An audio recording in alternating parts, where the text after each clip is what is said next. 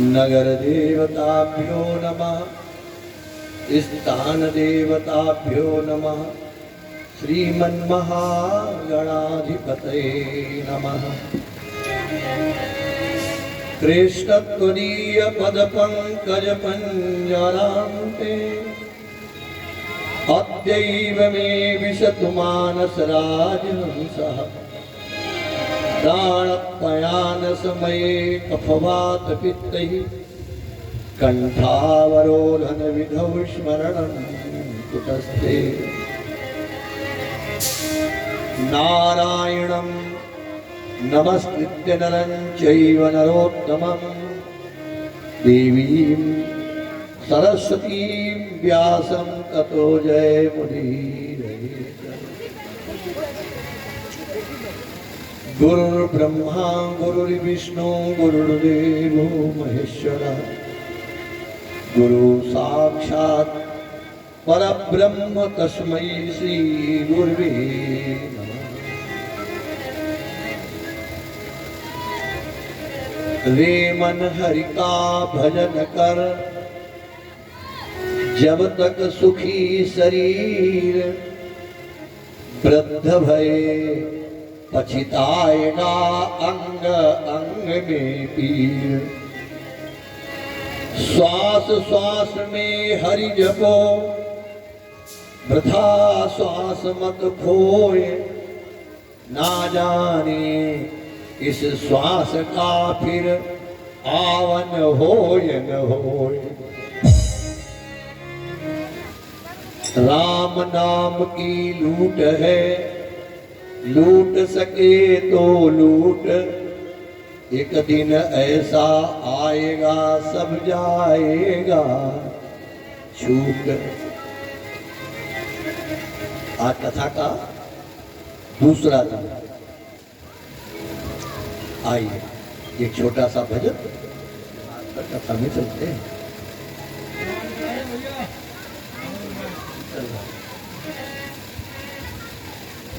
न जाने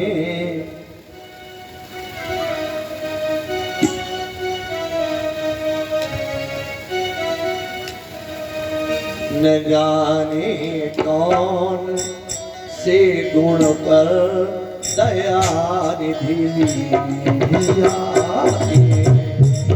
जाने कौन से गुण पर दया निधि जाने। न जाने कौन से गुण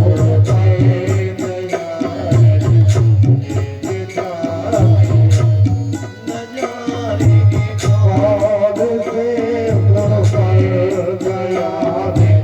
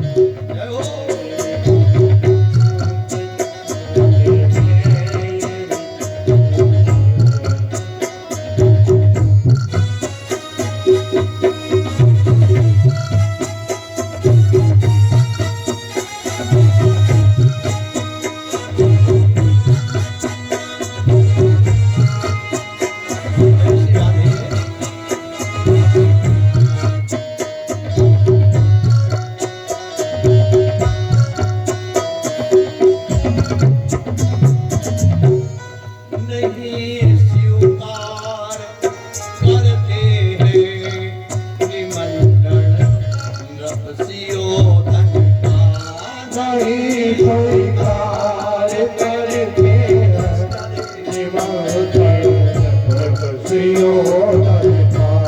नहीं स्वीकार करते हैं निमंत्रण सुयोधन का। विदुर के घर विदुर के स्वयं जाकर हो मिथिल को पाला। विदुर के घर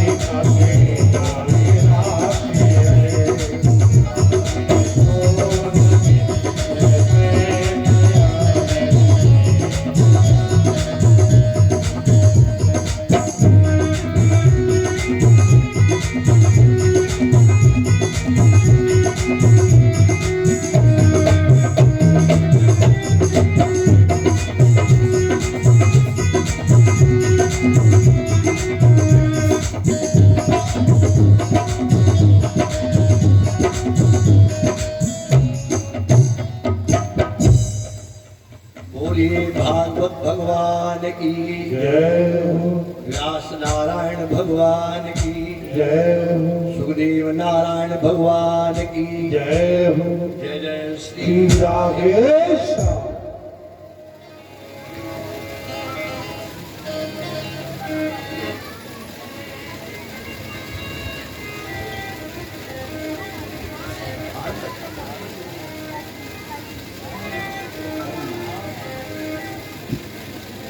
हाँ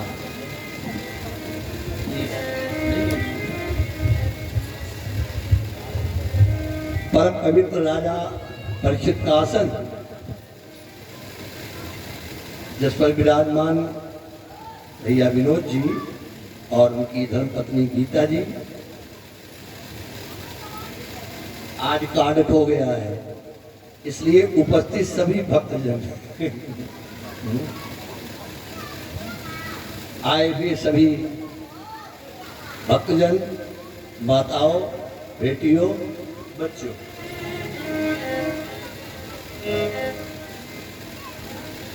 जितने लोग यहाँ कथा श्रवण करने के लिए पधारे हो, अच्छी ऐसा कोई आपने देखा व्यक्ति जो ये कह सके कि मैं सर्व सुखी हूं? क्यों भाई विनोद?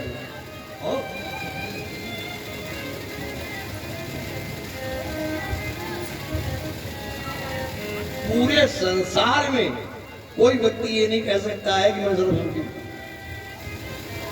कोई कहेगा महाराज घर में पैसे कमी तो नहीं है, लेकिन शरीर इतना रोगी हो गया है कि कुछ खा ही नहीं सकता।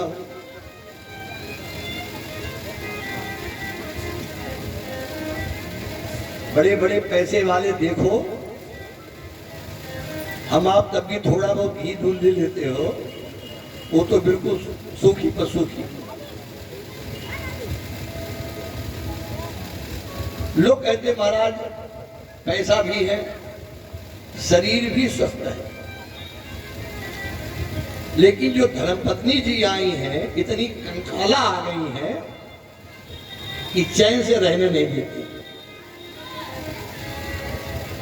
कोई कहेगा महाराज पत्नी भी ठीक है, परिवार भी ठीक है, लेकिन पुत्र ऐसा कुपुत्र पैदा हो गया है जो जीने नहीं दे रहा है। कोई तो कोई कांटा हर जीव के लगा मिलेगा।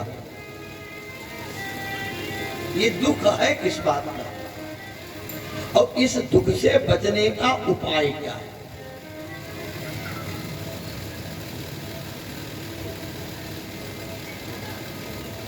आइए एक छोटी चर्चा करने के बाद फिर आपको कथा में ले चलते हैं।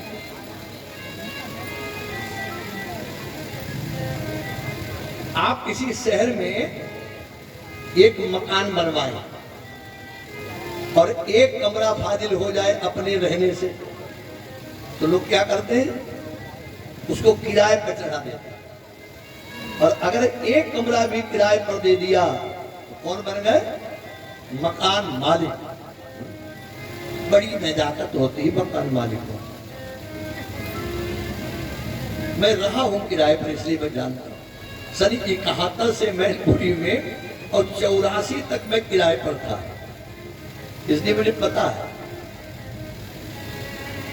तो वो जब किराएदार उसमें आए तो शाम को अपनी पत्नी के लिए एक सोने का 10,000 का हार बनवा के लाए। उस जमाने में 10,000 का बहुत बढ़िया हार आ गया होगा। अब यही रख दो इसको, का वर्षा जब कृषि सुखाने। बैठ जाओ। तुम्हारा नाम अजीत है? हाँ, तुम्हारे नाम मुझे याद था, इनका तो नाम याद ही नहीं था, तो कार्ड देख के नाम याद आ गया, परीक्षित विनोद जी।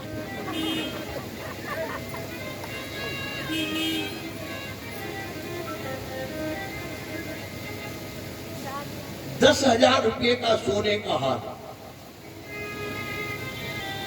तो आपने देखा होगा, आप लोगों में एक खासियत होती है माताओं में, अगर बाजार से चूड़ी भी पहन करके तुम आई और अगर पूरे मोहल्ला में तुमने न दिखा दी, तब तक तुम्हें रोटी पचने वाली है ही नहीं। अब 10,000 का हार कैसे बचा? तो 10,000 रुपए का हार लेकर के उसके मकान मालिक के पास गए और तो पूछा नहीं बात। बोले जी ये 10,000 का बन के आया है, ये कहानी नहीं सुना रहा हूं, ये बताना चाहता हूं दुख क्या है और उससे बचने का उपाय क्या है।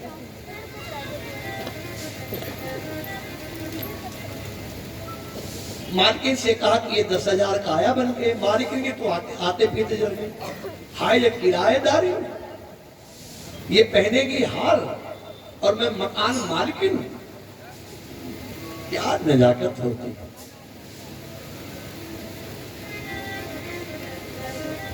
तो अपने पति से कहा कल सोने का हार आ जाए। देखो ध्यान से सुनना, जिसके घर के पति चतुर होते हैं, बुद्धिमान होते हैं, उनके घर की बात डेहरी के बाहर नहीं जाती। और जिनके घर के आदमी बुद्धू होते हैं, उनके घर की बात डेहरी के बाहर नहीं, पूरी बाजार में मारी मारी घूमती है। तो ये तो मानने वाली है नहीं, इनके मुंह में बात आवेगी तो कहेंगे मान नहीं सकते। तो सेठ ने कहा अरे भाई ये तो 10,000 का है, हम तुम्हारे लिए 50,000 का बनवा के लाए। बड़ी खुश हो गई। शाम को सेठ आया, डब्बा खोला गया, 1 लाख का वो 50,000 का हार, आखिर चकाचौंध। सबसे पहले किराएदार के पास ले गए, ये तेरे 10,000 को, ये 50,000 को है। ये बात नौकर के कान में पड़ गई। 50,000 का हार आया बन के, रात में उसने गायब कर दी। 4 बातें जिसके घर में होती हैं उसको मृत्यु में कोई संशय नहीं होता है। दुष्टा भार्या, सठम मित्रम, भ्रष्टोत्तरदायिका, ससर्पो ग्रहे दासा, मृत्युरेव संशय। कब आदमी मर जाएगा कोई पता नहीं। दुष्टा भार्या, खराब स्त्री, खराब माने काली नहीं, हृदय की काली, दुष्टा भार्या। सठम मित्रम, सठ मित्र हो, दुष्ट मित्र हो। और नौकर उत्तर देने वाला हो। ऐसे नौकर को कभी मत रखना जो उत्तर देता हो, वो तुम्हें दया दे के जाएगा। और ससर्पो ग्रहेवासा, और घर में सांप का निवास हो। 4 बातें हैं तो जानो कम मौत हो जाएगी कोई पता नहीं। तो उस नौकर ने क्या किया, रात में वो हार गायब कर दिया। सवेरे को सेठानी उठी, अब रोए मरी जाए हार नहीं मिले। सल्फार खाने घूमे, फांसी लगाने घूमे, है? और सेठ खड़ा खड़ा मुस्कुराए, अरे क्यों मरी जा रही हो? हम शाम को आएंगे तो 1 लाख का बनवा के लाएंगे। 50,000 रुपया को चाहिए ना मैं? अरे 500 रुपया जेब से गिर जाते हैं आदमी के तो बड़ा कमाल हो जाता है। मुझे याद है एक बार लखनऊ में हमारी कथा हो रही थी और लखनऊ में चिड़ियाघर। मैंने यजमान से कहा कि भाई चिड़ियाघर दिखाओ। उस समय उम्र भी हमारी कम थी, 75-76 की बात बता रहा हूं। तब ये टेप रिकॉर्ड नहीं सकते थे, शुरुआत हुई थी। उसने हमको व्यवस्था कर दी, महाराज जी को जाओ उठा के दो। अब जब वहां पहुंचे तो उसने कहा कि महाराज जी आपको शेर की आवाज सुनवाए। हमने कहा सुनाओ। तो उसने कुछ किया, वो आवाज करने लगा और 5 रुपया हमारी जेब में पड़े थे। तो तब तक किसी निकाल लिया। बड़ा कष्ट हुआ कि 5 रुपया, उस समय 5 रुपया की कीमत भी बहुत थी 75-76 में। कहने का मतलब 5 रुपया भी गिर जाए तो कष्ट होता है। 50,000 की, और हंस रहा है सेठ। क्यों? सेठ जानता है कि ये 50,000 का हार नहीं है। कितने का है? 50 रुपये का, मुलम्मे का है। और सेठानी क्या जानती है? 50,000 का असली सोना है। बस फर्क यही है। इसलिए वो रो रही है, सोना समझ रही है, और उसे मालूम है मुलम्मे का है तो वो हंस रहा है। यही हाल हमारा। हमने आपको आपने इस संसार को क्या मान लिया? असली। और जब कोई नुकसान होता तो हम आप रोते हैं और जिसके दिमाग में बात आ गई है इसलिए है ही नहीं, क्यों रोएगा? लेकिन विनोद बाबू ये कहना बहुत सरल है, लेकिन करना, ये पंडित जी तुम्हें सुना रहे जो बातें हैं, कभी कर पाए? अभी नहीं कर पाए। एक गांव में किसी का जवान लड़का मर गया, बेचारा रो रहा था। महात्मा आके समझाया ये संसार स्वप्नवत है, तो रोना बंद कर दिया। 6 महीने के बाद उसी बाबा कुटिया से वो व्यक्ति निकला जिसका पुत्र मरा था। देखे बाबा जी रो में बैठे। बोले बाबा जी आप रो रहे हो? बोले क्या बताएं, एक भक्त ने बकरियां दी थी दूध पीने को, 4-5 दिन से बीमार थी, आज मर गई। बोले महाराज हमारा लड़का मरा था तब तो तुम कहते थे संसार स्वप्नवत है, और तुम बकरिया के लिए रोए मरे जा रहे हो। बहुत अच्छा उत्तर दिया महात्मा ने कि ये बकरी, लड़का तेरा मरा था और बकरी मेरी मरी।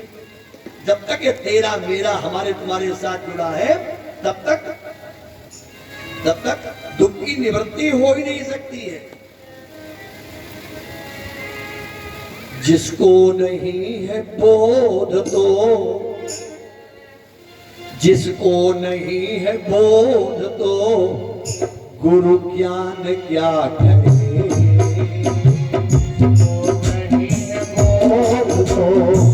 गुरु ज्ञान क्या करे। जिसको नहीं है बोध तो गुरु ज्ञान क्या करे। जिसको नहीं है बोध तो गुरु ज्ञान क्या करे। आगे की लाइन ध्यान से सुनिए। निज रूप को जाना नहीं, निज रूप को जाना नहीं, ये पुराण क्या करेंगे। निज रूप को जाना नहीं, ये पुराण क्या करे। हम कथा कहते रहे और आप कथा सुनते रहिए, होना कुछ नहीं है। क्यों? ये शरीर मिला है अपने को जानने के लिए। हम क्या है? भगवान की बात करते हो, अपने को तो जान नहीं पाए हुई होगी हम क्या है, वो बात करते हो भगवान की। और भगवान कैसा है कि रचना प्रभु की देख के ज्ञानी बड़े बड़े। रचना प्रभु की देख के ज्ञानी बड़े बड़े। रचना प्रभु की देख के ज्ञानी बड़े बड़े।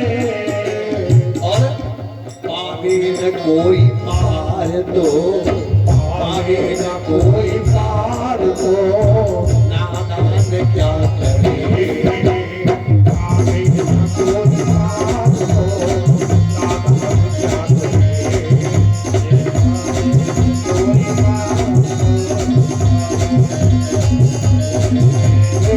पावे न कोई पार तो नादान क्या करे।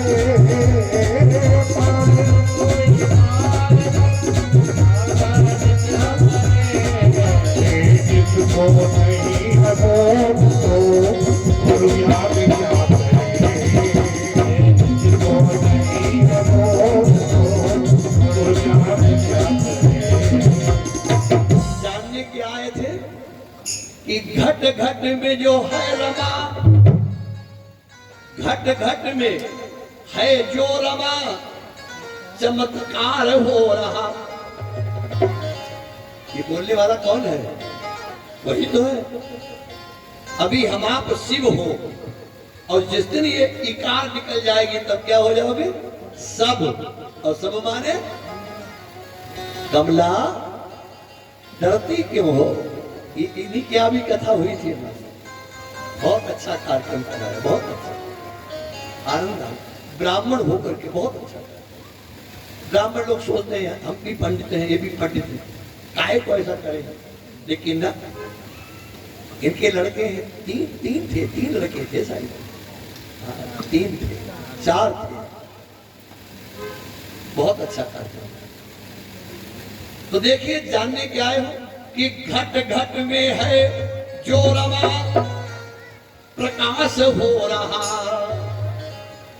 और आगे घट घट में जो है रमा प्रकाश हो रहा,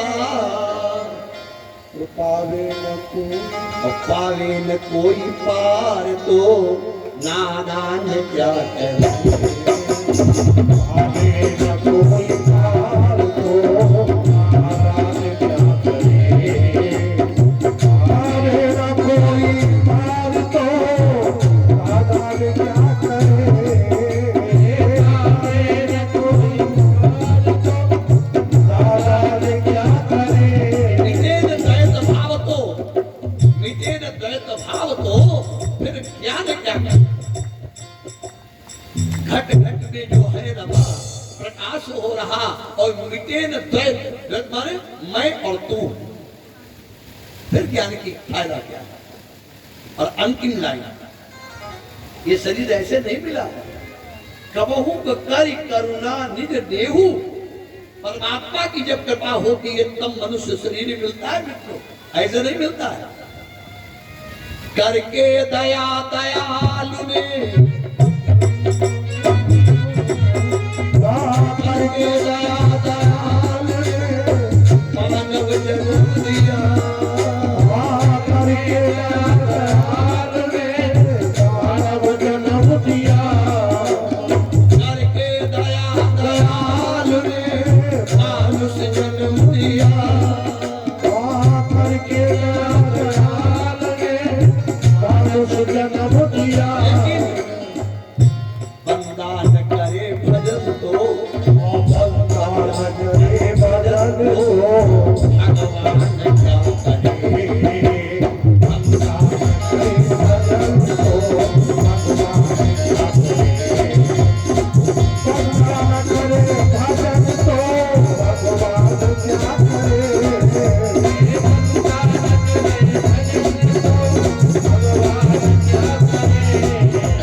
किसको नहीं भगवान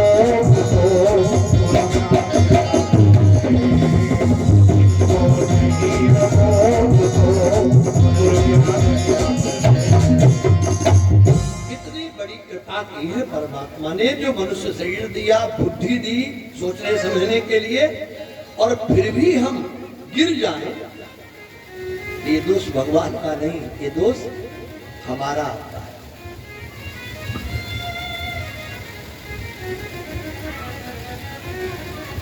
अभी आप सुन रहे थे आचार्य विमलेश जी के द्वारा सती चरित्र। इस भागवत में 2 अध्यायों में सती महारानी का चरित्र है। इसके बाद में कथा आती है स्वाभु मनु शत्रुपा के 5 संतानें थे। जानते हो कौन कौन मिलो? नहीं जानते। अरे अपना इतिहास तो याद कर लो भाई ठाकुर साहब, कैसे दौड़ क्या इतिहास है, हम लोग कहां से पैदा हुए हैं, चाहे ब्राह्मण हो, चाहे क्षत्रिय हो, चाहे वैश्य हो, सब शुरुआत एक से। उनका क्या नाम है? स्वाभु मनु और शत्रुपा। स्वाभु मनु शत्रुपा से जो संतान पैदा हुई वो मनुष्य कहलाई। पहले कोई क्षत्रिय वैश्य, हरित वैश्य और शूद्र वगैरह नहीं थे, फिर कर्मों के आधार पर उनका विभाजन कर दिया। तुम भाई पंडिताई करोगे, तुम दोनों की रक्षा करोगे, तुम धन का संग्रह करोगे, तुम सेवा करोगे। तो स्वाभु मनु शत्रुपा के 5 संतानें हुई। कौन कौन? 3 कन्या थी, आकृति, देवहूति और प्रसूति, और 2 पुत्र थे। बड़े बेटे का नाम क्या था? उत्तानपाद, और छोटे बेटे का नाम क्या था? प्रियव्रत। ये 2 बेटे थे उनके। लड़कियां थी 3। जो 20वां लड़की थी देवहूति, उसका विवाह हुआ था कर्दम मुनि के जी के साथ। इसकी कथा बड़ी विचित्र है, आप तुम्हें थोड़ी सुना देता हूं। स्वाभु मनु शत्रुपा की बिटिया को लेकर के गए हैं कर्दम मुनि के पास। तो कर्दम मुनि ने लड़की की परीक्षा ली। देखो लड़कियां पहले भी देखी जाती थी और आज भी देखी जाती है, देखने का अंतर हो गया। पहले क्या देखा जाता था? अब क्या देखा जाता है? अब तो लीले निराली है। मैंने एक जगह देखा, एक बिटिया दिखने आई, तो लड़के ने कहा मैं लड़की का इंटरव्यू लूंगा। आजकल लड़के इंटरव्यू लेते हैं, तो बेचारे माँ बाप थोड़े उस समय नवे होते हैं, बोले ठीक है। एक कमरे में बेटा और बेटी को बिठा दिए गए। तो लड़के ने पूछा उस बिटिया से, तुम्हें नाचना आता है? तो उसने कहा नहीं आता। बोले तुम्हें गाना आता है? बोले नहीं आता है। बोले तुम्हें तबला बजाना आता है? बोले नहीं आता है। तो उससे शादी कौन करेगा? चल दी। लड़की ने कहा सुनो सुनो सुनो सुनो सुनो, इंटरव्यू का मतलब है तुम कुछ पूछो, कुछ हमको भी पूछ लेने दो। या लड़की ने कहा तुम्हें लड़के बच्चे खिलाने आते हैं? बोले नहीं आते।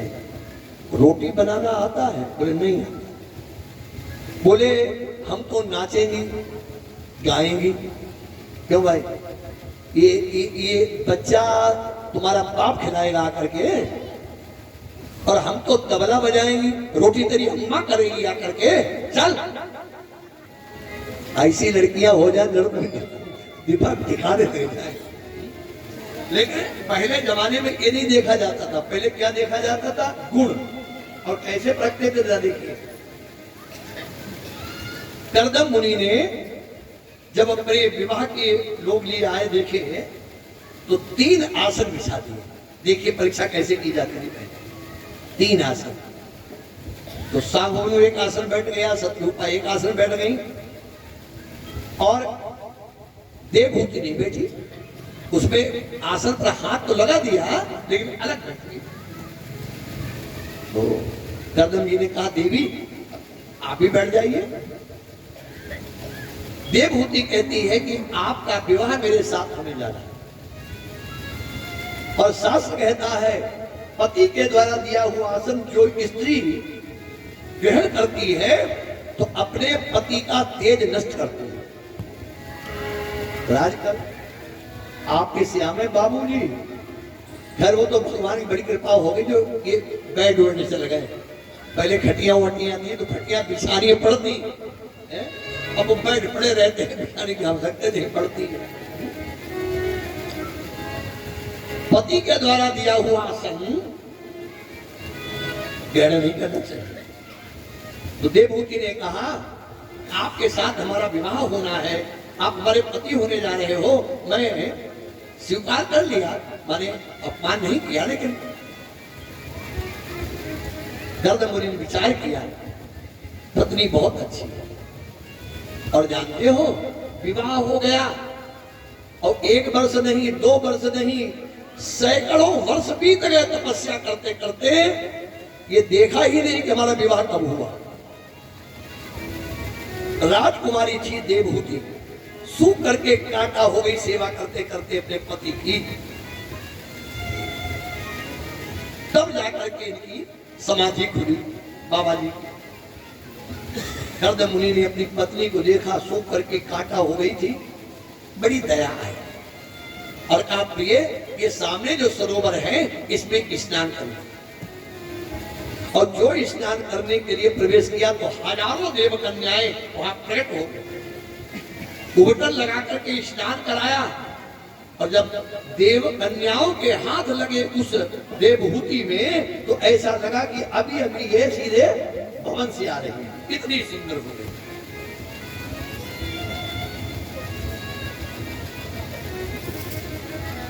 इधर करदम मुनि ने क्या किया, अपनी जो अवस्था थी उसको चेंज कर दिया, युवा अपना ध्यान जवान, और आग ऊपर को आग उठाई तो रस सामने आ गया। सभी प्रकार की सुविधाएं उस विमान में थी, बड़े बड़े सरोवर, बड़े बड़े बाग, सब उसमें था, बड़े बड़े कमरे। उस पर अपनी पत्नी को चढ़ाया, आकाश मार्ग में विमान विचरण करता रहा, और धीरे धीरे देवभूति के 9 कन्या पैदा हो गए। और जानते हो जिसके घर में नव कन्या पैदा होती है उसके घर में भगवान को आना ही पड़ता है। और आजकल नवकन्या जिसके घर में पैदा हो जाए तो भगवान तो आएंगे नहीं, लेकिन दिखाई तो पड़ ही जाएंगे भगवान। एक लड़की की मां तो भाई डोल जाती, लेकिन वो नवकन्या जाने कौन है? श्रवणम कीर्तनम विष्णु स्मरणम पाद सेवनम वर्चनम बंधनम दास्यम आत्म सख्य निवेदनम, ये भगवान की नव भक्ति का वर्णन किया गया है यहाँ पर। नवदा भक्ति जिसमें होती है उसके घर में भगवान को आना ही पड़ता है। अब कर्द मुनि तपस्या करने को चले। देखिए इतना होने के बाद और सब परिवार छोड़ दिया, लड़कियों की शादी कर दी ऋषियों के साथ में। तो देवहूति बोली तो नहीं, लेकिन अपने पैर के अंगूठे से जमीन खोदने लगी। मुनि समझ गए, प्रिय चिंता मत करो, थोड़े दिन के बाद तुम्हारे गर्भ से 3 लोग ज्यादा भर का मालिक जो है वो अवतार लेने वाला है। तपस्या चले गए। कुछ समय के बाद इनके पुत्र पैदा होता है जिसका नाम क्या हुआ? कपिल जी महाराज, जो साक्षात भगवान के अवतार थे और जिन्होंने सांख्य योग का वर्णन किया है। सांख्य योग जानते हो? नहीं जानते। किसी व्यक्ति ने एक महात्मा से कहा, महाराज भगवान क्या है दुनिया पर? तो महात्मा ने कहा है। बोले कहाँ है? तो कहा अति दूरात। सांख्य कहता है, क्या कहता? अति दूरात, भगवान बहुत दूर है। उसने कहा बाबा जी खाए खाए ज्यादा मुटाने हो, इसका मतलब भगवान है ही नहीं। बोले भाई ये बात तो नहीं कह सकते हो, हम लोग मैनपुरी में बैठे हैं और वृंदावन में बिहारी जी का मंदिर है। अब मैनपुरी वाले ये कहने लगे कि नहीं साहब बिहारी जी का मंदिर है ही नहीं। क्यों? यहां से दिखाई नहीं पड़ता है, अति दूरात। ऐसे ही भगवान है, दूर होने के कारण दिखाई नहीं पड़ता। तो उस व्यक्ति ने कहा बाबा जी जरा भगवान को पास में कर दो तो मैं देख लूं। बोले नहीं देख पाओगे। क्यों? बोले अति सामीप्यात। सांख्य कहता है अति सामीप्य, भगवान इतना समीप है कि दिखाई नहीं पड़ता। बोले महाराज ये बात तो आप नहीं मानेंगे। बोले मानना तो पड़ेगा। ये देखो पर्दा कितने पास में लगी है और उस पर्दा के उधर कुछ पेड़ पौधा तो है ही, यहां से दिखाई नहीं पड़ रहे। अब हम कहें वहां कोई पेड़ पौधा है ही नहीं, कोई मानेगा? ऐसे परमात्मा है, अज्ञान रूपी पर्दा पड़ा होने के कारण परमात्मा दिखाई नहीं पड़ता। तो गांव वाले ने कहा संत जी बिल्कुल पास में ला वो हम देख लेंगे। बोले नहीं देख पाओगे। बोलो क्यों? बोले अति सामीप्या। सामीप्या नहीं, अति सामीप्या, परमात्मा बहुत पास में है इसलिए दिखाई नहीं पड़ता है। बोले भाई ये कैसे माने आपकी बात? बोले देखते किससे हो? बोले आंखों से। मैं किससे देखा जाता है? आंखों से। और आंखों में मोटा मोटा काजल लगाना, खूब मोटा लगाना, और बिना शीशा के हमें देख के बताओ काजल कैसा लगा है? कोई ऐसा जो अपनी आंख का काजल, भाई इतने समीप को चीज नहीं हो सकती है। काजल सबसे समीप होता है आंख के, लेकिन बिना शीशा के दिखाई। ऐसे ही परमात्मा अति समीप है, लेकिन बिना सदगुरु के परमात्मा का भान हो ही नहीं सकता, हो ही नहीं सकता। तो देखो कपिल जी महाराज से यहां पर बहुत अच्छी बातें आपको कुछ बता दूं। जब कुछ बड़े हुए तो देवहूति मैया ने एक प्रश्न किया कि बेटा अच्छा ये सुनने में अच्छा लगता है कि ये छोड़ दूं, बाजा वाली कथा कहने लगूं? बाजा ढोल बजा लगूं? कौन कौन ऐसी कथा सुनना चाहता? जरा हाथ उठा ऊपर। क्यों रेड़ मार रहे हो इनकी? तो बोलिए गोविंद भगवान। कुछ कथाएं हुई हैं मैनपुरी में भी हुई बिना बाजा ढोलक की। हमको तो ऐसे आनंद आता है, लेकिन अब क्या करें, अब यजमान खर्च करता है रुपया इन पर, तो मुझे बजवाना पड़ता है। नहीं बजवाएंगे तो यजमान कहेगा बेकार रुपया चला गया। बोलिए गोविंद भगवान की। बस अभी बाजा बजेगा, बस थोड़ी बात सुन लो, बहुत अच्छी बात है यहाँ पर। कमला ध्यान से सुन लो, तुम्हारे यहाँ बातें नहीं कही थी, उस समय थोड़ा जल्दबाजी में हो गया था। कपिल जी ने कहा, तो माता देवहूति ने कहा कि बेटा स्वर्ग कहाँ है और नरक कहाँ, स्वर्ग कहाँ है और नरक कहाँ है। तो सबसे पहली बात जो कपिल जी ने कही है वो क्या बोली, बोले अत्रैव स्वर्गा नरका इति माता प्रचक्षते। भैया यही स्वर्ग है और यही नरक है, यही स्वर्ग यही नरक। चार बातें जिसके घर में देख लो, चार बातें विनोद जी जान लेना, ये स्वर्ग से आया है, स्वर्ग में है और स्वर्ग को ही जाएगा। और छह बातें जिसके घर में देखने को मिल जाए तो जान लेना नरक से आया है, नरक में है और नरक को ही जाएगा। चार बातें कौन है? बोले स्वर्ग स्थितानाम इह जीव लोके, स्वर्ग स्थितानाम इह जीव लोके चत्वारि चिन्हानि पसन्ति देहे, दान प्रसंगो मधुराज वाणी देवार्चनम ब्राह्मण तर्पणं च। चार बातें। दान प्रसंगो, जो स्वयं दान देता है और दूसरों से कहता है भैया दान करिए। हमारी मैनपुरी इस मामले के लिए बहुत अच्छी। अभी इनके कमला की कथा हो रही थी, एक आश्रम मैंने बनवाया है। हमने क्या बनवाया, भक्तों ने बनवा दिया है, लगभग 25-30 लाख रुपया खर्च हो गया उसमें है। गांव में जन्मभूमि में साल में 2 ही बार में जाता हूँ वहाँ, लेकिन गरीबों के लिए बनवा दिया है, जिससे लोग वहाँ विवाह कर सके, अपनी कन्याओं का कोई फंक्शन कर सके, उनसे एक पैसा न पड़े।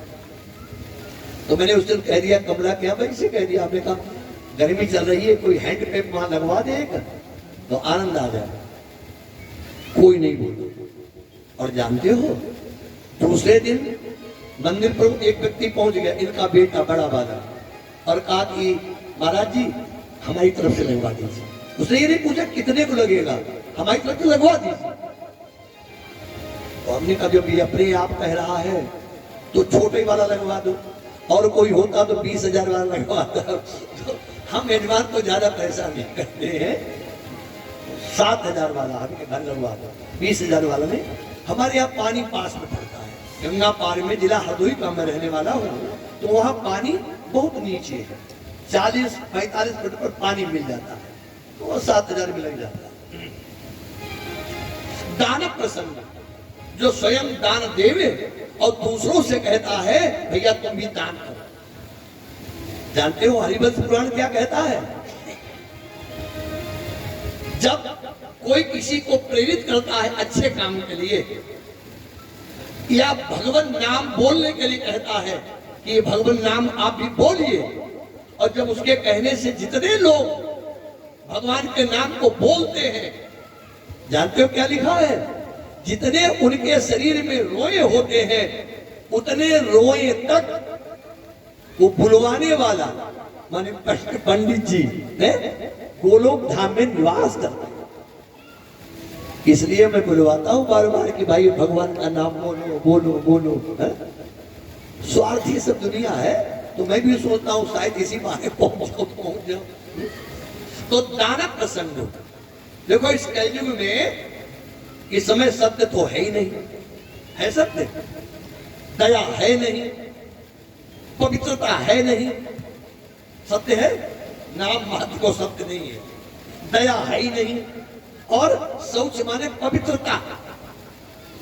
आदमी पेशाब करने के बाद हाथ ही नहीं धोता, पैर की बातें जाने दे, कुल्ला करने की बातें जाने दे, मारे हाथ नहीं धोता है, तो बताओ पवित्रता कैसे रहेगी? रह सकती है? इस समय धर्म के 4 पैर होते हैं, सत्य होता, दया होती है, पवित्रता होता है, और चौथा चरण होता दान।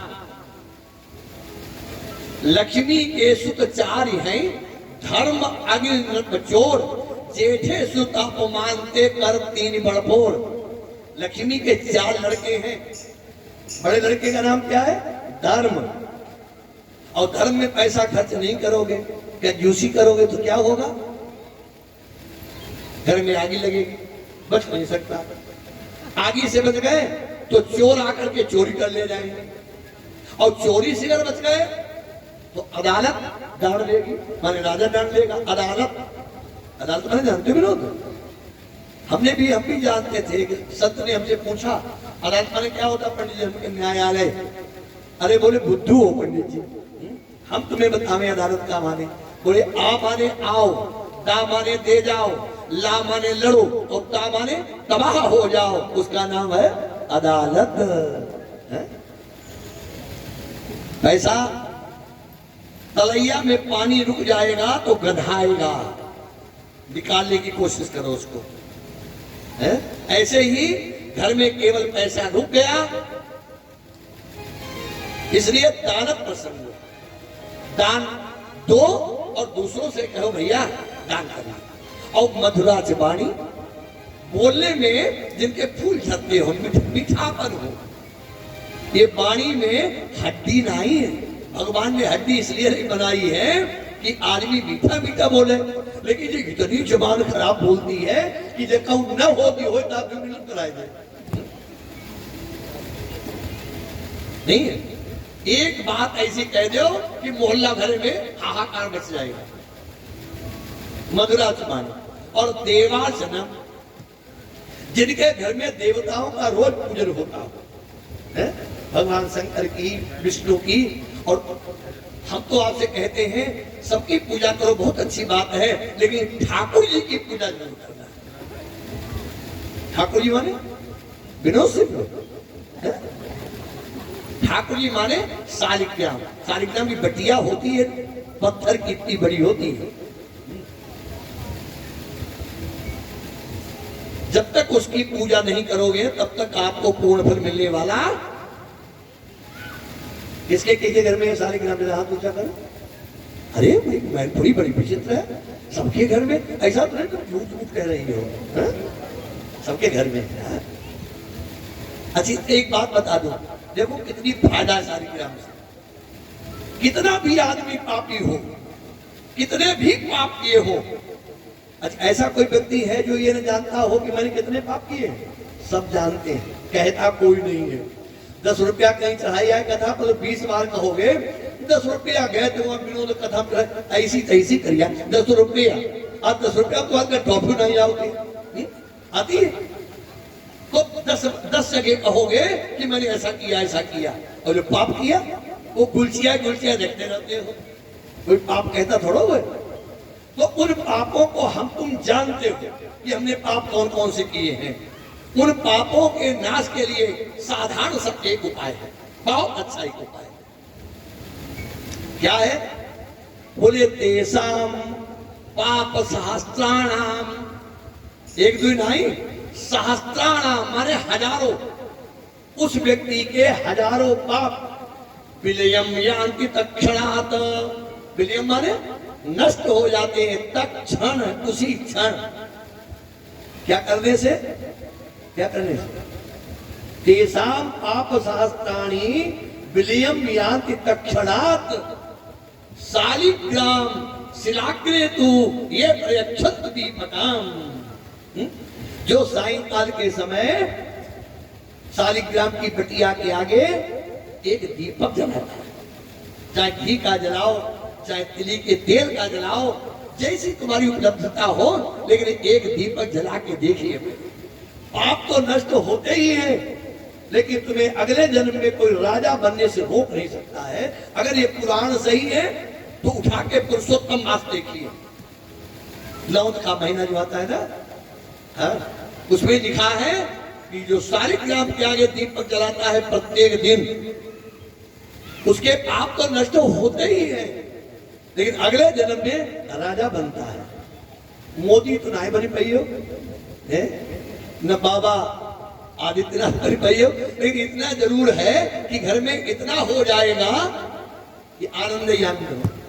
ज्यादा पैसे की आवश्यकता तो नहीं ना, साईं इतना दीजिए जिसमें कुटुंब समाए और हम भूखे ना रहे और अतिथि भूखा, बस।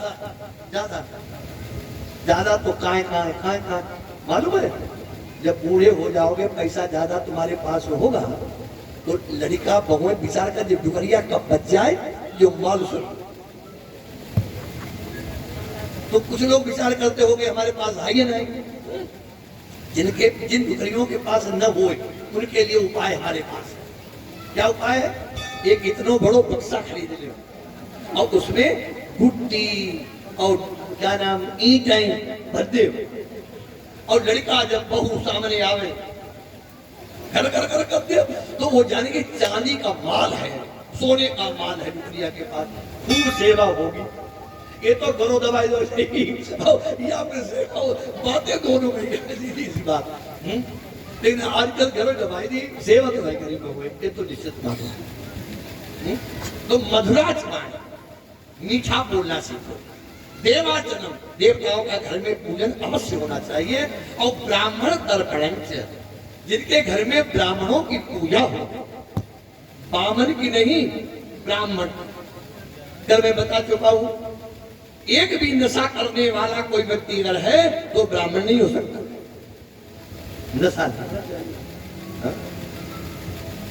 तंबाकू खाना भी वर्जित है ब्राह्मण को तो, लेकिन लोग तो क्या क्या खा रहे हैं, गलत बात।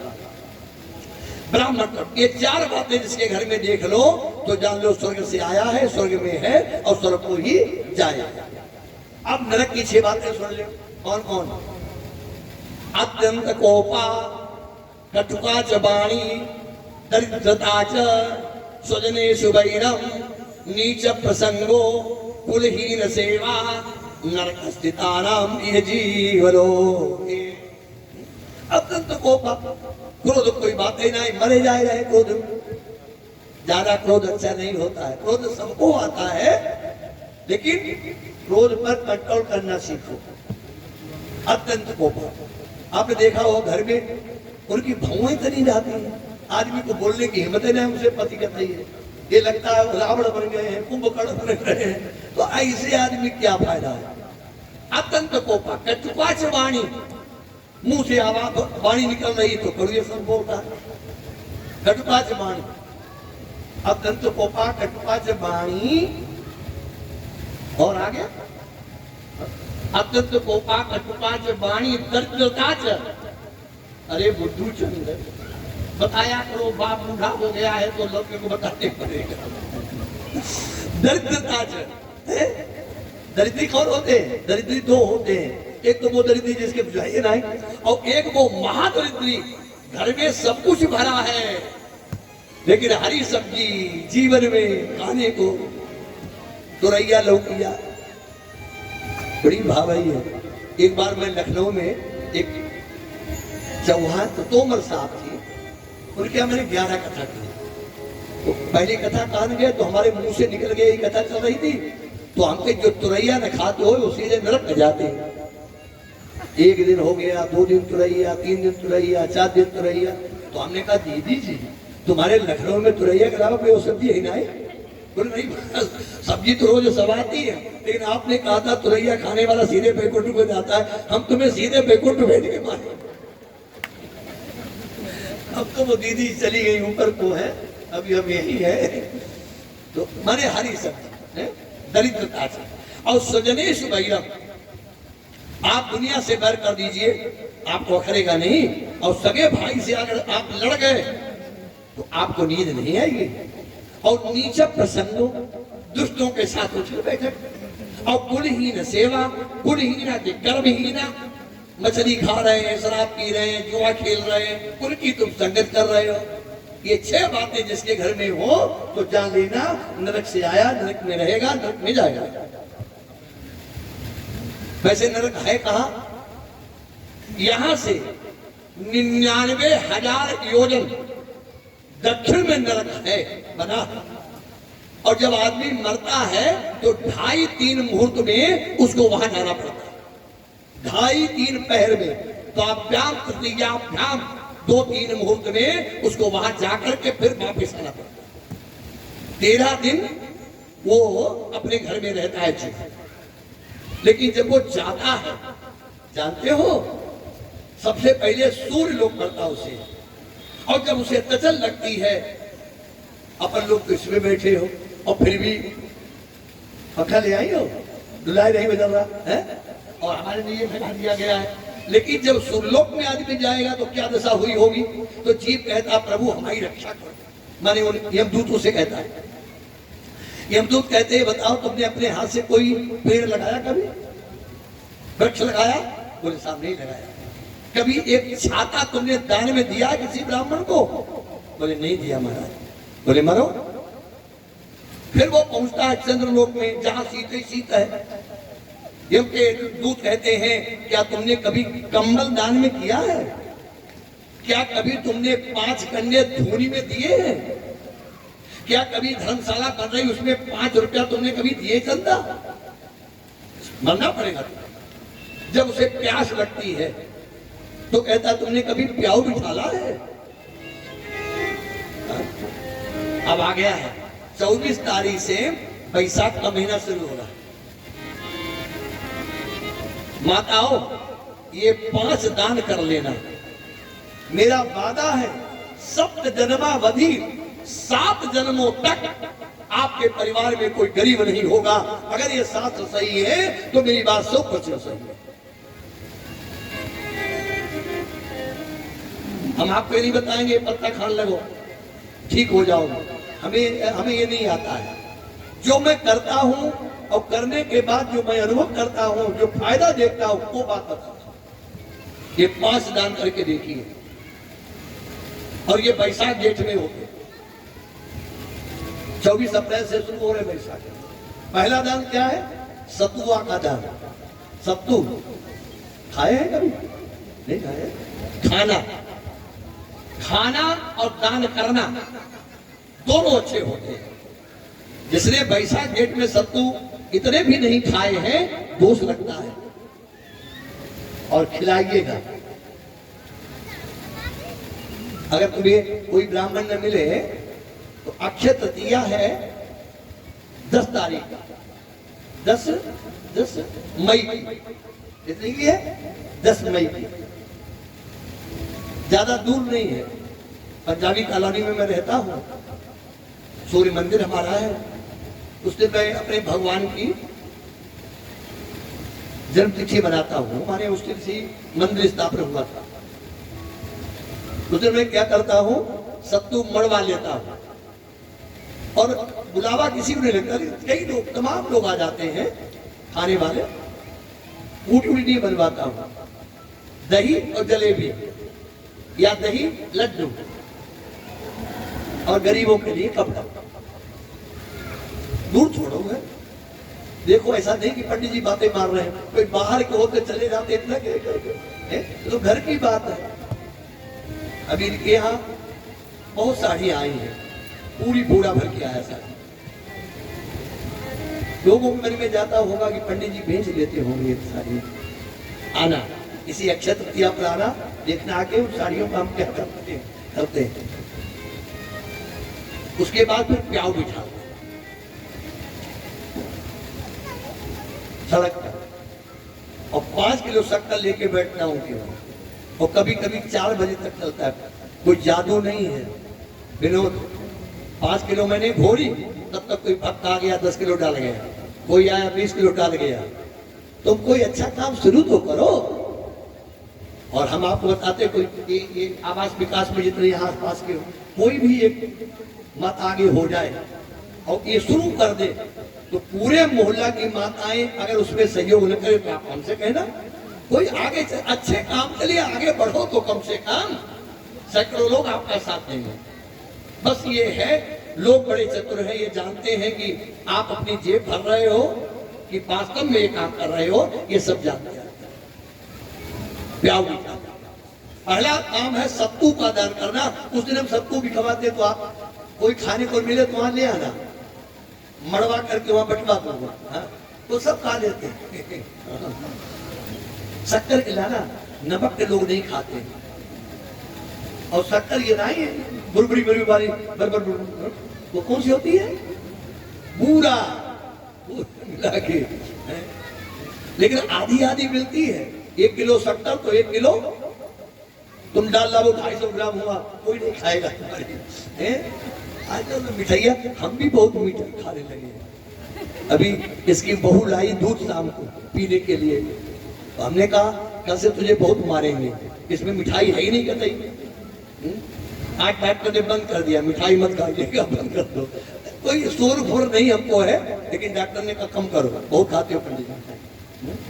तो कहने का मतलब पहला है सत्तू का दान, और दूसरा काहे का दान है, पानी का दान, और तीसरा काहे का है, ये जो डुला रही हो खजुरिया का पंखा, ये जो 1212 नहीं, कौन सा 10 रुपया वाला खजुरिया का, जानते क्या लिखा है, उठा करके पुरुषोत्तम मास की किताब पढ़ के देख लेना। अरे दान नहीं, अगर केवल पंखा किसी ब्राह्मण महात्मा पर झल दिया जाए वो भी 7 दिन तक उसके परिवार में कोई गरीब नहीं हो सकता है। ये पहला दृष्टि। तीसरा क्या है, पंखे का दान, और चौथा क्या है, चौथा थोड़ा बड़ा है, छाते का दान। लेकिन ऐसा नहीं कि आप नया ही दान करें।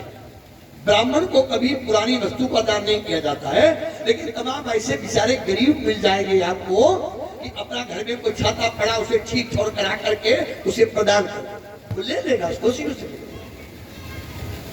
और पांचवा क्या है, जूता चप्पल का दान। अगर नया नहीं दे सकते हो, वैसे 50 रुपया चप्पलें आ जाती भाई, 50 रुपया में, और नहीं ले सकते 50 रुपया की, घर में कोई पड़ी होगी चप्पल तो जरा 10 रुपया खर्च करके ठीक करा करके किसी गरीब को दे सकते। ये 5 दान करके देखिए, फिर अगली साल हमसे मिलना। एक ही साल में जिंदगी न बदल जाए तो मेरा नाम छोड़ देना। ये कलयुग है, यहाँ का यही है, इस हाथ से करो और इस हाथ से लो, ये खासियत है इस कलयुग। तो पानी का दान, अगर पानी का दान नहीं किया तो इब्राहिम के दूत कहते हैं तुमने कभी कोई कुआं खुदवाया? अब कुआं तो खुदता नहीं भैया, अब तो आईने पर फेंकते हैं। कोई प्याऊ बिठाना है?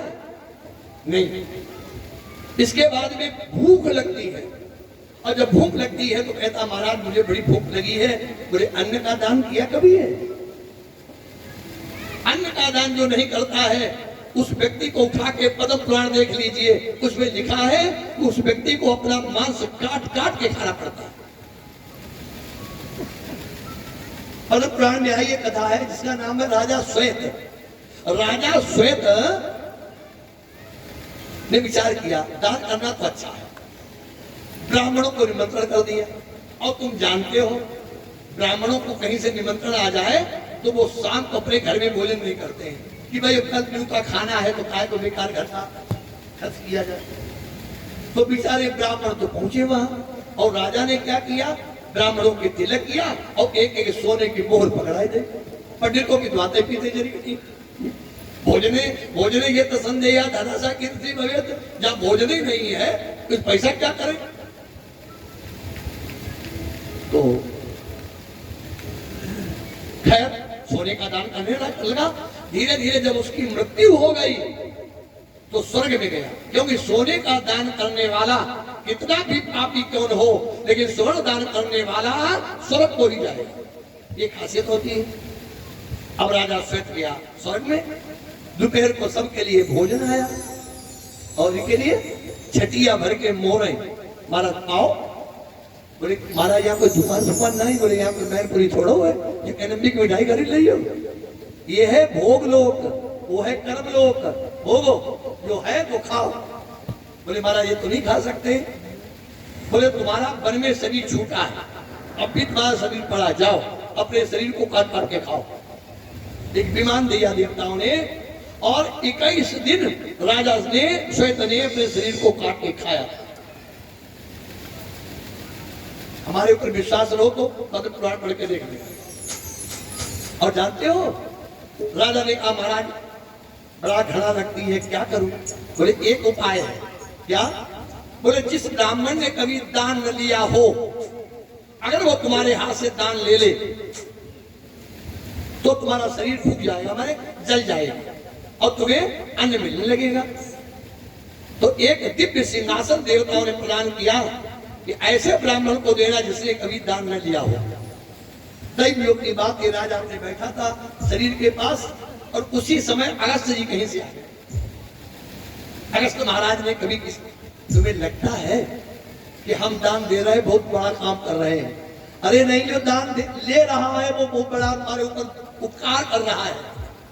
जी हाँ, वो तो आजकल हम लोग ज्यादा लोभी हो गए हैं ना, इसलिए सब गड़बड़ हो गया। पहले जमाने में पंडित चाहता था हमें कम से कम दक्षिणा मिले और यजमान चाहता था मैं अधिक से अधिक दक्षिणा दूं। और आजकल खींचाता नहीं पड़ी, पंडित चाहता है तो मैं यजमान का मकान निकालूं और यजमान चाहता मैं फूटी कौड़ी पंडित जी को दूं। क्या? अब आजकल तो कथाएं बड़ी विचित्र हो गई। उन्हें अपना तय कर लिया और तय करने के बाद उसी में घी आ गया, उसी में शक्कर आ गई, उसी में आटा आ गया, उसी में निमंत्रण हो गया, नाम भी हो गई, कथा भी हो गई, दोनों काम हो जाते। लेकिन यार जानते क्या लिखा है? जो ब्राह्मण तय करके कथा करते हैं, बेच ही वेद धर्म दुहिले ही विष्णु न पराय पाप कहीं नहीं, उनके लिए नरक में भी जगह नहीं। अपने यजमान से पूछ लो। अब जब मजा लोगे तो सजा तो भुगतनी पड़ेगी। ये है मजा भैया। ये कलाकार बुलाओगे तब तो पैसा खर्च करना पड़ेगा। मैंने अपने लिए एक नया पैसा किनसे तय किया हो? ये कमला भी बैठी देखो, इनके यहाँ भी एक पैसा अपने लिए तय किया हो तो बोलो। मैंने जीवन में, अब तो भगवान की बड़ी कृपा है, जब मेरे पास 10 रुपया भोजन के नहीं थे उस समय भी मैंने कभी कथा तय करके नहीं की। जी हाँ, बेच ही वेद धर्म दुहिले ही विष्णु पराय पाप कही नहीं, इससे बड़ा पाप दुनिया में कोई दूसरा ही नहीं।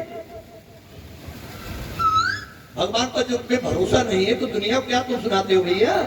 खुद को भरोसा नहीं है तो देखो, आज राजा श्वेत ने वो जो सिंहासन था वो अगस्त जी को दे दिया। अगस्त ले लिया उसकी दशा देख करके और उसका शरीर जल गया। राजा श्वेत को अन्न का भोजन मिलने लगा। लेकिन जानते हो वशिष्ठ जी ने क्या किया? वो सिंहासन वशिष्ठ को दान में दे दिया। और वशिष्ठ ने क्या किया? 14 वर्ष के बाद जब राम वनवास से लौट के आए तो रामायण में क्या लिखा है? पढ़ते हो रामायण? तुरंत दिव्य सिंहासन मांगा।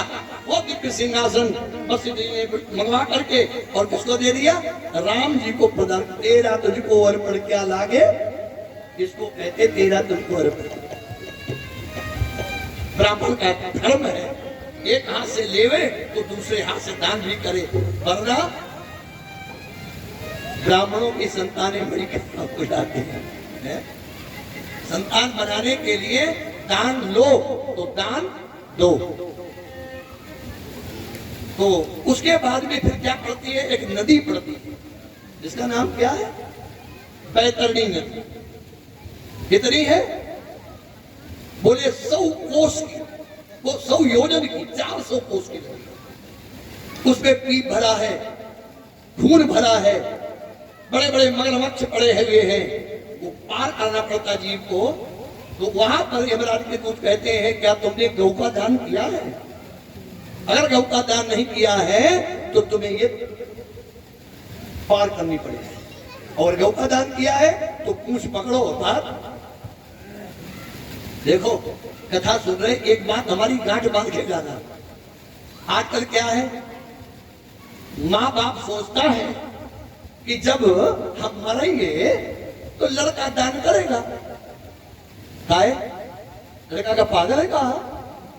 तुम जिंदगी में पैदा करके मर गए, तुमने एक गाय दान नहीं कर पाई और लड़का तुम्हारे मरने के बाद में 20,000 रुपया खर्च करेगा गाय के लिए?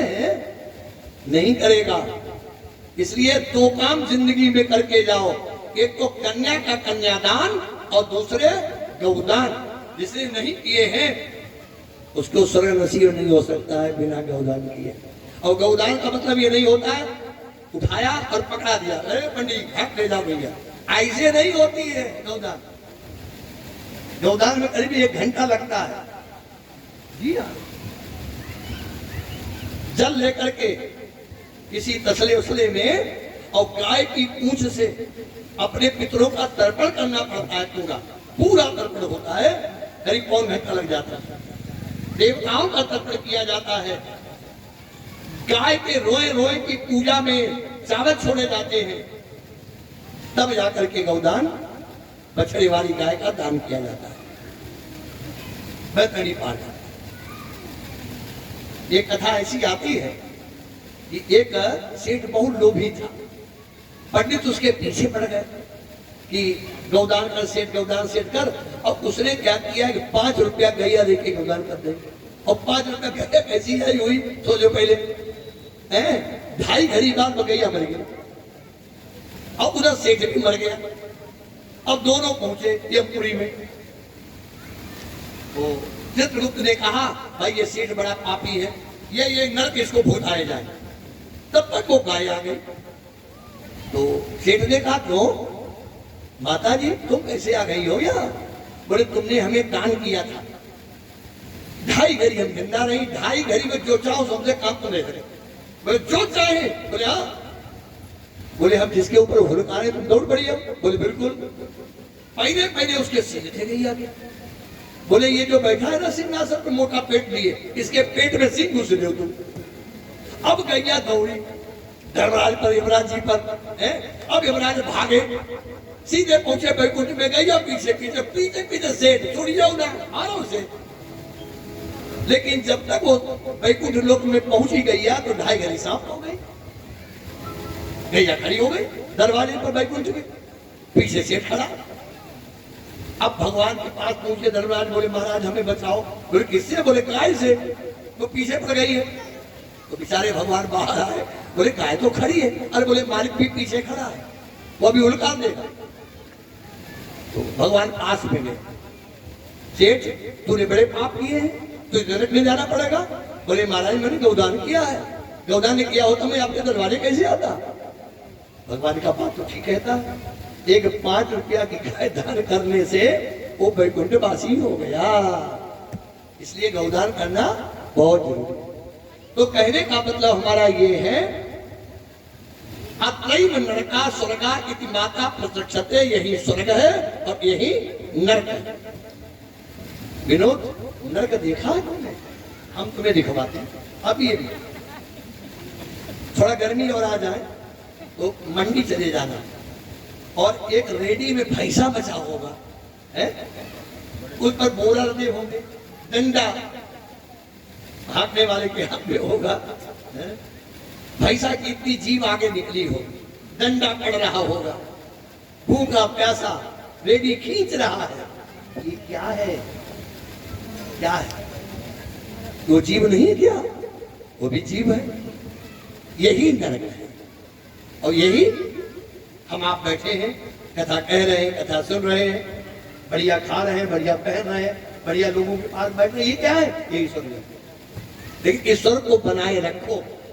हाँ, पता नहीं अगर गड़बड़ किया ना तो अगले जन्म में हो सकता हमें तुम मचा दिए जाओ उस रेडी में। तो उस रेडी से मचने से बचना है। देखो स्वर्ग जाने के लिए बहुत धर्म कर्म करना पड़ता है और नरक जाने के लिए फायदा है। अगर आप नरक जाना चाहते हो तो सुनो क्या फायदा है। जब यहां से जाओ तो बढ़िया सी किसी की जूता चप्पल चुरा ले जाओ। फायदा है ही नहीं। चप्पल हुआ कि 2.5 सौ की, 3 सौ की, 5 सौ की माल ले जाओ। लेकिन भागवत क्या कहती है? भागवत में लिखा है कि चप्पल जूता चुराने वाला दूसरे जन्म में एक तो गधा बनता है या घोड़ा बनता है। सियावर रामचंद्र की। अच्छा चलो, तुम्हें अगर बनना है तीतुर है तो क्या करना है? तुम्हें किसी का अन्न चुराना है, गेहूं है, चावल है, किसी का चुरा लो। यही भागवत कहती है, पढ़ लेना कभी हिंदी में जाके, तीतुर बन जाओगे। अगर तुम्हें छपकली बनना है, छपकली नहीं, वो महाकती कौन है जो बहुत महाकती, क्या नाम होता? छछूदर। छछूदर बनना है तो किसी का महकुआ तेल चुरा लीजिए। क्या चुरा लीजिए? इत्र फूले चुरा लीजिए तो छछूदर हो जाओगे। और अगर तुम्हें मक्खी बनना है तो क्या करना है? छोटे छोटे बच्चों के सामने गप गप मिठाई खाओ, बच्चों को मत देना, तो क्या बन जाओगे? मक्खी बन जाओगे। अच्छी तुम्हें कोढ़ीगर बनना है तो फायदा है। क्या फायदा? किसी का सुवर्ण चुरा लीजिए, सोने का चुराने वाला कोढ़ी बनता है। घर के यह कहावत है, सोने का खोना और सोने का पाना ये दोनों खराब है, इसीलिए तो कोढ़ी बनना पड़ेगा। तुम लोग कहीं कहीं बड़ी चालाकी करते हो, किसी का कुछ गिर गया नहीं, कभी भूल करके भी सोने पर खराब नजर मत डालना, नहीं तो कोढ़ी बनना पड़ेगा आगे है? ये है नरक, ये है स्वर्ग। ये किसने कहा? एक कथा किसने सुनाई है? कपिल महाराज ने अपनी माता देवकी को। नरक कितने हैं? 28 नरक है। इसके बाद में कथा किसकी आती है? उत्तानपाद। उत्तानपाद कौन है? उत्तानपाद कौन है? हम ही आप हैं। देखा जाए तो 2 बार प्रभु का नाम लो, फिर ये कथा सुनाता हूं बड़े भाव से। श्रीमन नारायण नारायण नारायण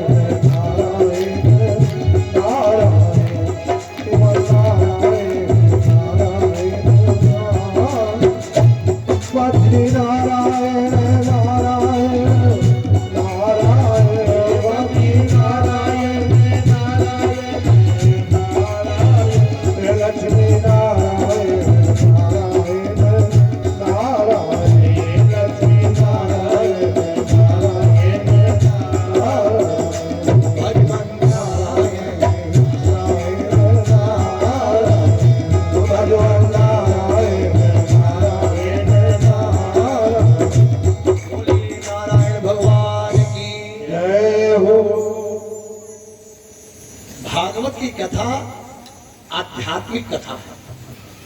उत्तानपाद किसे कहते हैं?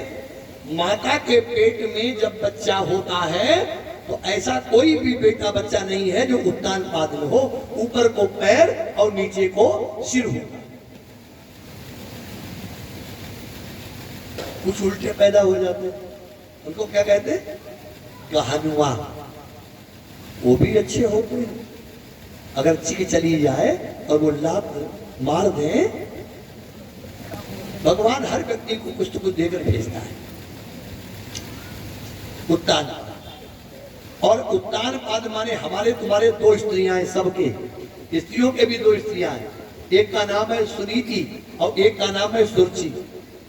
सुंदर नीति जिसकी है उसको सुनीति, जो खाने पीने पैदने में ज्यादा रुचि रखती है उसको क्या कहते हैं? सुरुचि। सुरुचि ने सुनीति को घर से निकलवा दिया। एक शेर जंग दे रही है, फूटे महल में निवास कर रही बेचारी, महात्माओं की सेवा कर रही है। महात्माओं ने कहा एक दिन बेटी हमसे कुछ मांग ले। तो क्या मांगा? देखो इसको सुनीति कहते हैं। क्या मांगा? कि हमारी छोटी बहन है सुरुचि, उसके एक बेटा पैदा हो जाए। किसके पैदा हो जाए? जिसने घर से निकलवा दिया। महात्माओं को रुआसी आ गई। हाय, जो एक से जो पर गुजर कर रही है वो आज भी अपनी बहन का हित चाह रही है। जाओ सुनीति, पहले तुम्हारे बेटा होगा, ऐसा वैसा नहीं होगा। जब तक सूर्य चंद्रमा रहेंगे तब तक तेरे बेटे का नाम रहेगा, और उसका भी बेटा होगा, लेकिन उत्तम कुमार होगा। उत्तम चीज ज्यादा दिन रुकती नहीं है, अच्छी तो होती है लेकिन ज्यादा नहीं रुकती। तो इसके कुछ समय के बाद बालक पैदा हुआ। क्या नाम हुआ? ध्रुव कुमार। और उसका नाम क्या हुआ? उत्तम कुमार। लेकिन जब 5 साल का ध्रुव हुआ, पिता की गोदी में बैठने जाता है तो ये सुरुचि जो है धक्का लगा देती है।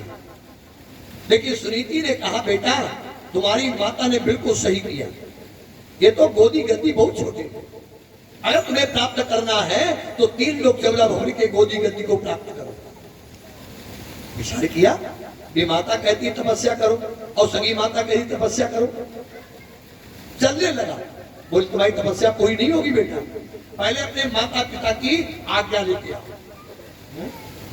पुत्र वही है जो माता पिता की आज्ञा मानता है।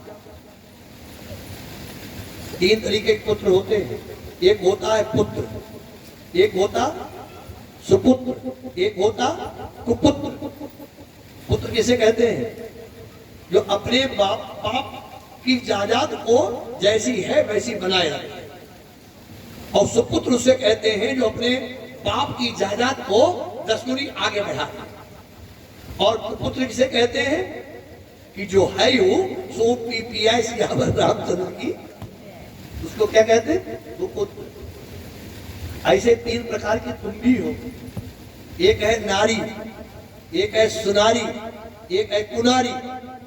नारी किसे कहते हैं? दरवाजे पर कोई तुम्हारे आ गया है, तुमने भीतर खबर भेजी कि भाई चाय पानी,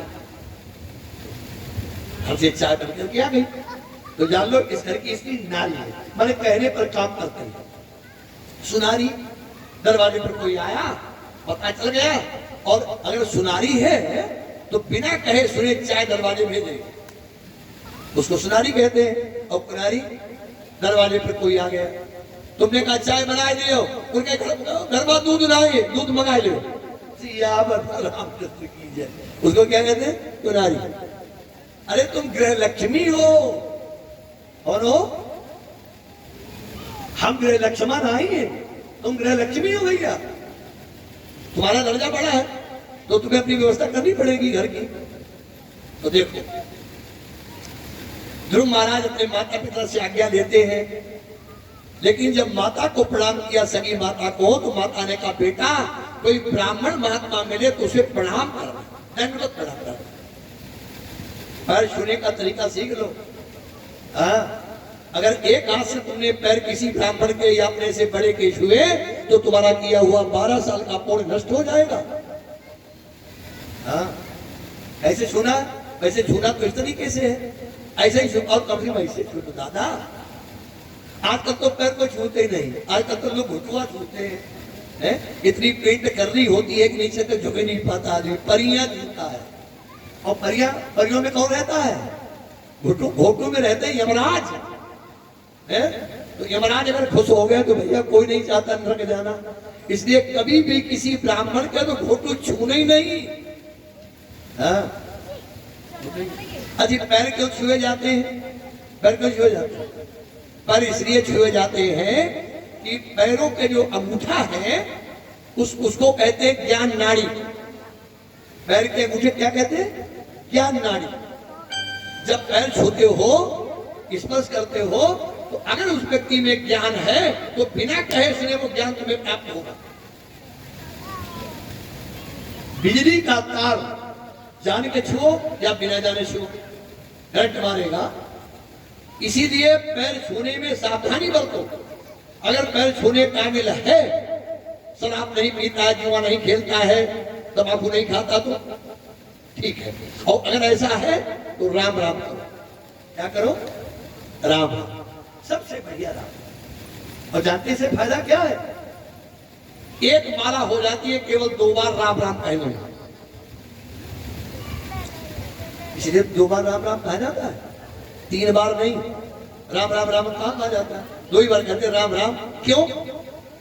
ये पहला अक्षर है रा, वर्णमाला में 27वां अक्षर है रा। दूसरा अक्षर डंडा आ, ये कौन सा वर्णमाला में? दूसरा अक्षर है। और मां, ये कौन है? 25वां अक्षर।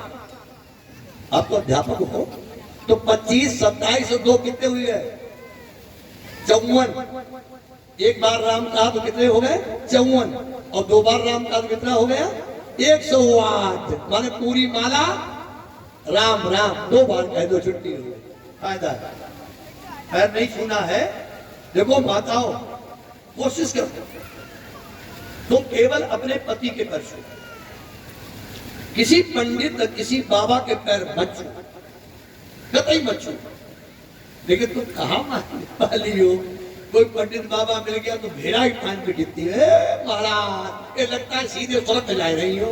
हा? जो 7 भौरी डाल में ले आए उनके तुम थोड़ा मान नहीं रही हो। अच्छी इतनी माता बैठी हो, कौन कौन अपने पति के पैर छूती हो, पैर हाथ में अच्छा अच्छी, अरे वाह देखिए छूती बेचारी। देखो मैं इसलिए बात, ये भैया अजीत तुम बैठ जाओ थोड़ा, तुम छुट ऐसे बीच में खड़े हो जाते गड़बड़ हो जाते ऐसे। बोले गोविंद, तुम बैठे अच्छे लगते हैं। बोलो गोविंद भगवान की। माताओं को दूसरे के पैर छूने की इजाजत नहीं है साथ में, अपने पति के छूने। अगर तुम्हें ज्यादा श्रद्धा है तो जितनी यहाँ बुजुर्ग माताएं बैठी उनसे पूछो, ये क्या करती थी पहले? जब किसी महात्मा के ब्राह्मण के पैर छूती थी तो ऐसे कपड़ा लगाती, अपना ठूंठ लगाती नहीं लगाती थी? अरे बोलो, ऐसे पैर छूती थी क्यों? ये कपड़ा क्यों लगाती थी जानती हो? नहीं जानती हो? खुला तार पड़ा है, छूओगी तो मर जाओगी। और सूखे कपड़े से आप बिजली को छू लीजिए, नुकसान करेंगे? नहीं करेंगे। उठा कर लगा दीजिए तो फायदा, प्रकाश पहुंच जाएगा आपको और आपका नुकसान भी नहीं होगा। इसीलिए ब्राह्मण महात्मा के पैर छुए जाते हैं तो ऐसे कपड़ा लगा करके छुए जाते हैं। हम तो इसीलिए इस गर्मी में हम पूजा क्यों पहने रहते हैं? हमें शौक नहीं है, माताएं मानती तो है नहीं, तो मैं मोजा पहने रहता हूं जिससे कि तुमको दोष न लगे। ब्राह्मण के पैर को हाथ तब लगाओ ये तो तुम अपना कपड़ा ऐसे लगा दीजिए, सो तुम और डिस्को सो लगे यूनाइट, ये तो हम जानते हैं। इसलिए मैं ही मोजा पहने रहता हूँ कि भैया चलो माता मानते तो है नहीं, तो इनको दोष न लगे। बैठ जा, बैठ बैठ बैठ बैठ। बोलिए गोविंद भगवान की। राधे राधे राधे राधे राधे राधे राधे राधे राधे राधे राधे राधे राधे राधे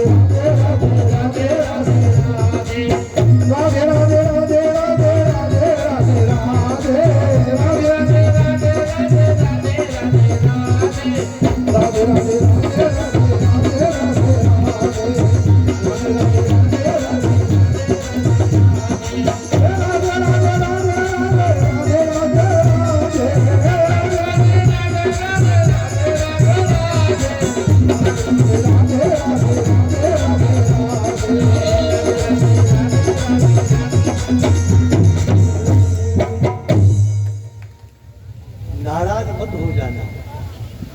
नाराजी बात हमने कही, सही बताया तुम्हें। ब्राह्मण का फर्ज है गद्दी पर बैठ करके, चाहे अपना हो चाहे पराया हो, बात उसे पूरी शास्त्र के अनुकूल ही बोलना चाहिए। नाराजी जी नहीं करना चाहिए, नहीं तो पक्का को दोष लग जाता है। आवाज बेटा छोटा है क्या? अभी बैंक कॉलोनी में इनके यहाँ कमला क्या तो बड़ी भीड़ हुई थी। अच्छा दूसरा दिन है इसलिए ठीक एक बार बोलना पड़ेगा।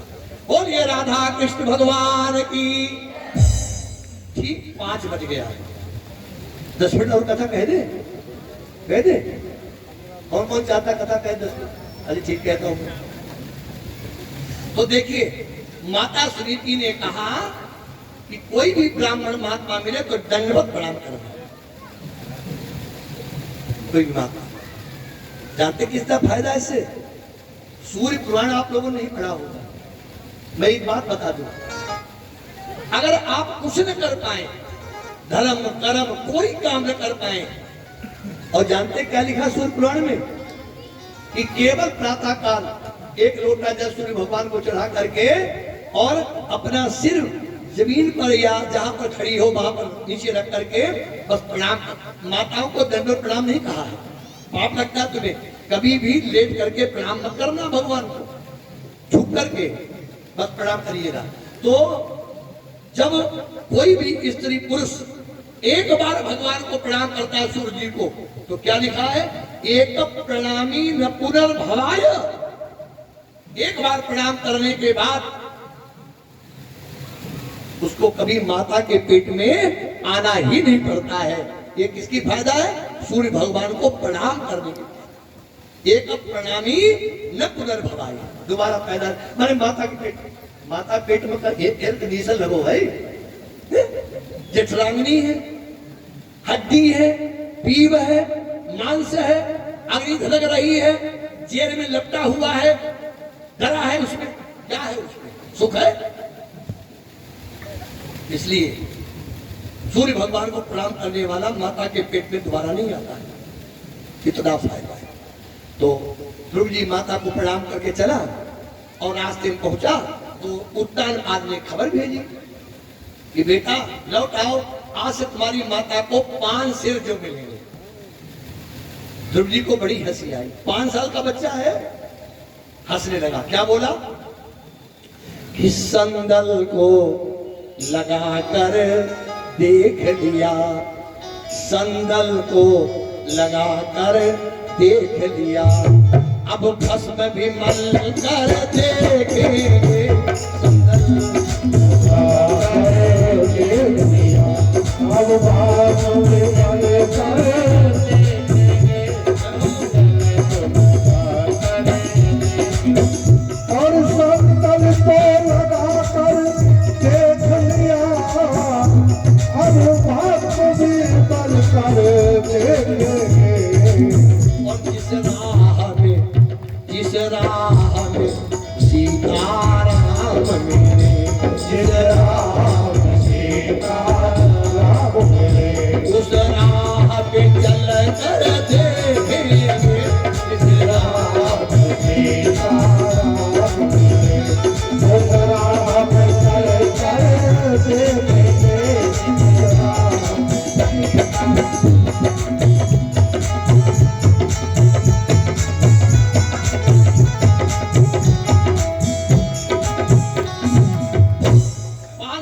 बच्चा जिस समय जंगल में पहुंचा उसी समय आकाश एक बाबा जी आ गए। क्या नाम था उनका? जानते हो? नहीं जानते हो? श्रीमन नारायण। क्या नाम है? जहां में जब तू आया था, जहां में जब तू आया था, सभी हंसते तू रोता था। अरे बसर कर जिंदगी ऐसी, सभी रोए तू हंसता जा। नारायण का नाम लिया तो नारद जी का नाम आ गया। ऐसे कोई काम करके जाओ जो मरने के बाद भी तुम्हारी लोग याद करें। तो देखिए नारद जी ने कहा, अहो क्षत्रिय वालोसी, तुम किसी क्षत्रिय के लड़के हो, लौट चलो। तो कहा महाराज एक तो तुमने क्षत्रिय कह दिया, फिर कहते लौट चलो। प्राण जाए पर वचन न जाए। क्या करने जा रहे हैं? बोले अचल पदवी प्राप्त करने। बोले नहीं मिलेगी। बोले क्यों?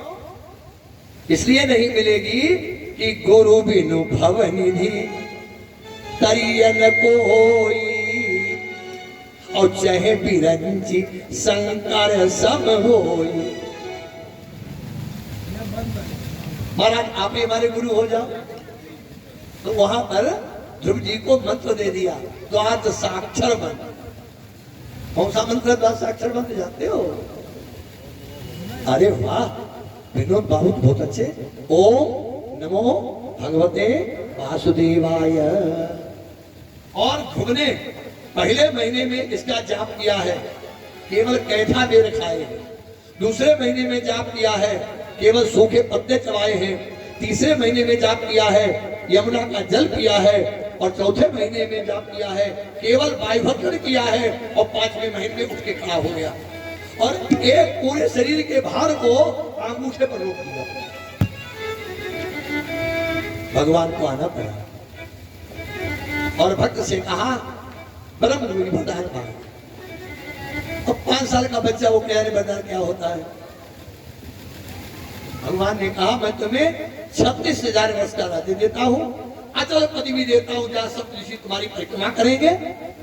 और एक नारायण ऐसे तुम क्षत्रिय हो सकता है युद्ध करना पड़े, तो ये है माया को दूर करने वाला अस्त्र दे रहा हूँ। और भगवान अंतर्ध्यान हो।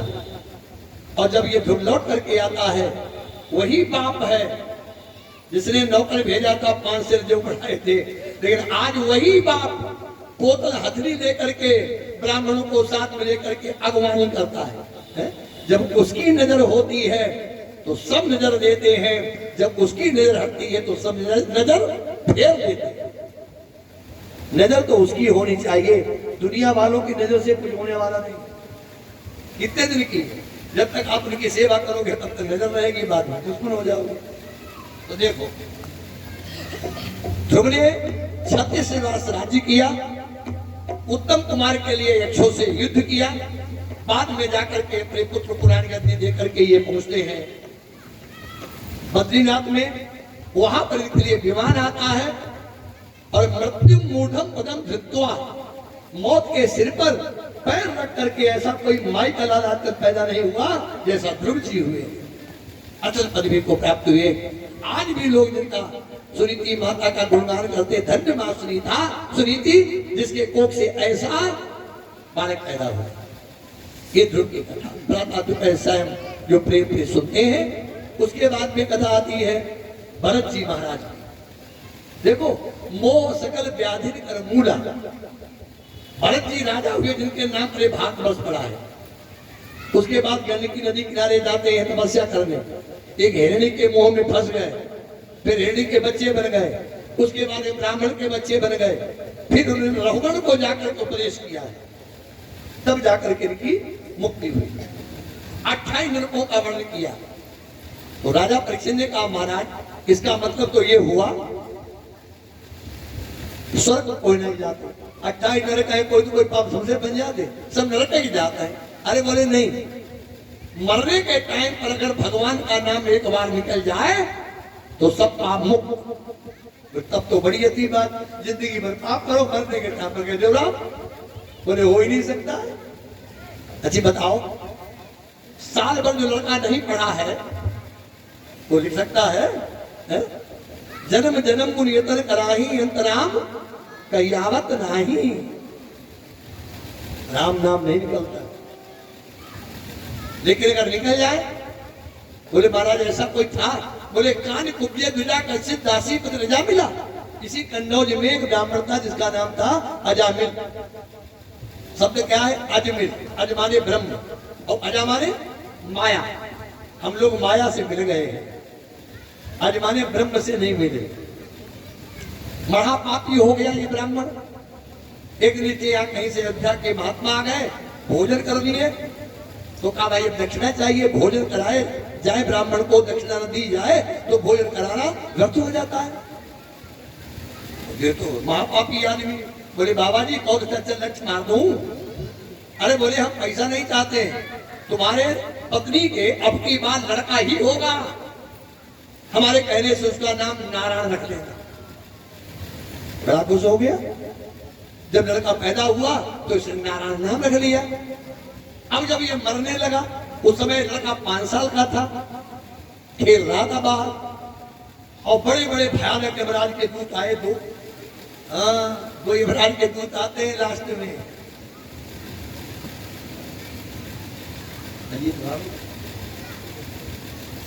अच्छे काम करोगे तो ये दूत तुम्हारे सामने नहीं आएंगे।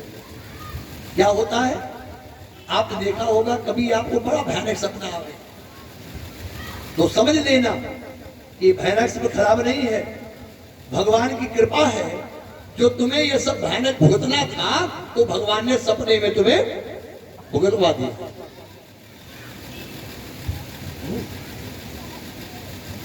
भयानक सपना। एक दिन मुझे सपना आया, हाँ मैं सब बात का अनुभव करता हूँ।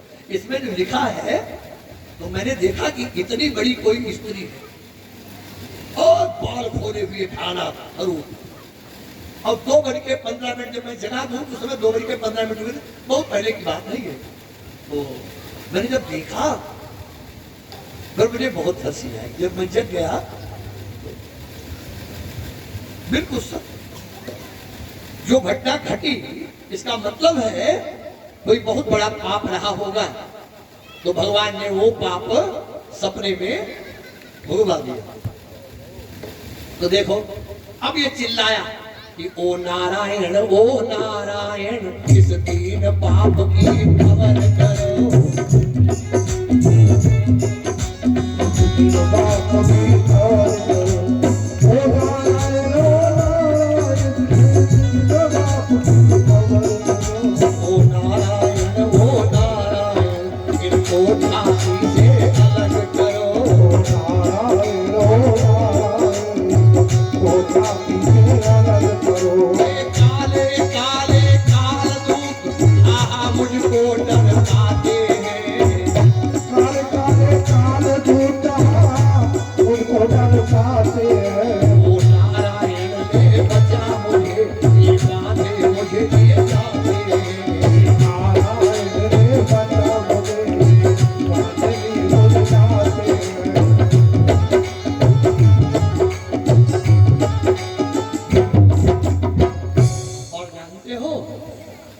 नारायण ने नहीं, उस नारायण ने सुन ली और भगवान के जय विजय नंद सुनंद 4 पार्षद सामने आ गए और इसे छोड़ा दिया।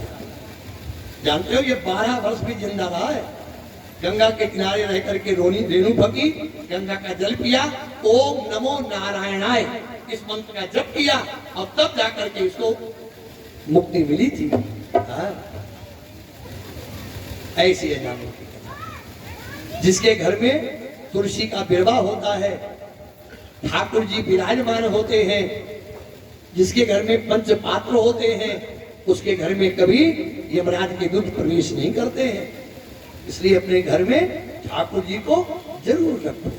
अब आगे कथा है प्रहलाद जी की, फिर है बलिवामन जी की, और कल 2 अध्याय में राम कथा का वर्णन आएगा।